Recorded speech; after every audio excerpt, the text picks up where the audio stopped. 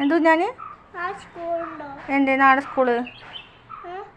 നാളെ സ്കൂളിന് ഇനി കുറച്ച് ദിവസം കൂടി ഉള്ളു. അത് കഴിഞ്ഞ 2 മാസം നാളെ ഉണ്ട്. ഇനി അത് കഴിഞ്ഞ 2 മാസം സ്കൂൾ പൂട്ടുകയാണേ. അപ്പോൾ കുട്ടിക്ക് കുറേ നേരം കളിക്കാം പറ്റൂലേ? ആരൊക്കെ കൂടി കളിക്കുക? സങ്കടമുണ്ടോ? സ്കൂളിൽ പോകാൻ സങ്കടമുണ്ടോ? എന്തേ? എന്താ പ്രശ്നം? ഞാൻ എന്ത് കളിയാണ് കുട്ടി കളിക്കുക എന്ന് പറഞ്ഞെന്നാ?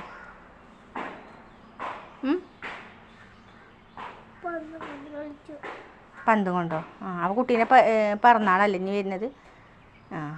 പിറന്നാളിൻ്റെ അന്ന് എന്തൊക്കെ ഉണ്ടാവും? നമ്മളെന്താ പറഞ്ഞ പടക്കം പൊട്ടിക്കുമോ? കുട്ടി എങ്ങനത്തെ പടക്കം പൊട്ടിക്കുക? ഏത് വേഗം പൊട്ടുന്ന പടക്കാണോ?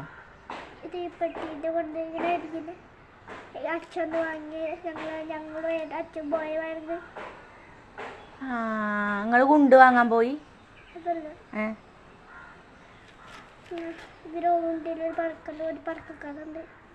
ഗ്രൗണ്ടിലല്ല, അതിന് എന്നിട്ട് അച്ഛ തിരഞ്ഞു വന്നാലേ കുട്ടീനെ? കുട്ടിയും മറ്റേ അപ്പൂസല്ല കുട്ടൻതാട്ടൻ്റെ കുട്ടികളൊക്കെ പോയതല്ലേ?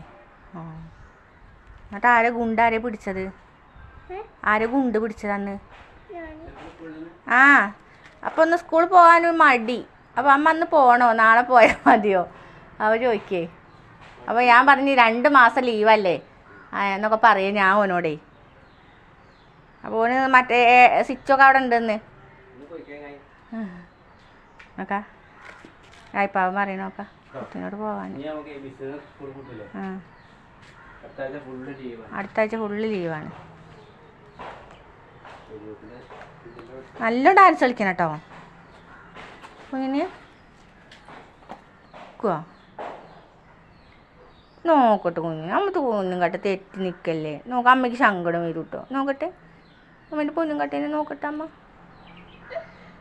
നോക്കട്ടെ സങ്കടോ.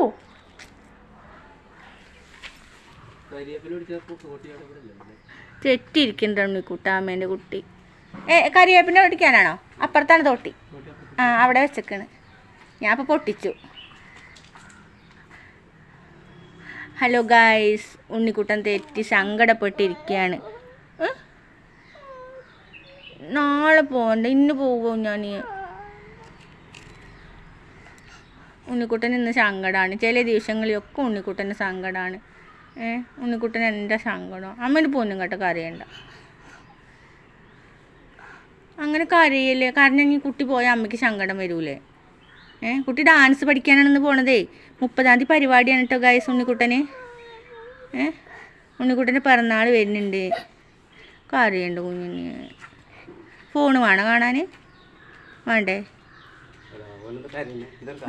സങ്കടമാണെന്നേ. പോകണോന്ന് ചോദിക്കാം.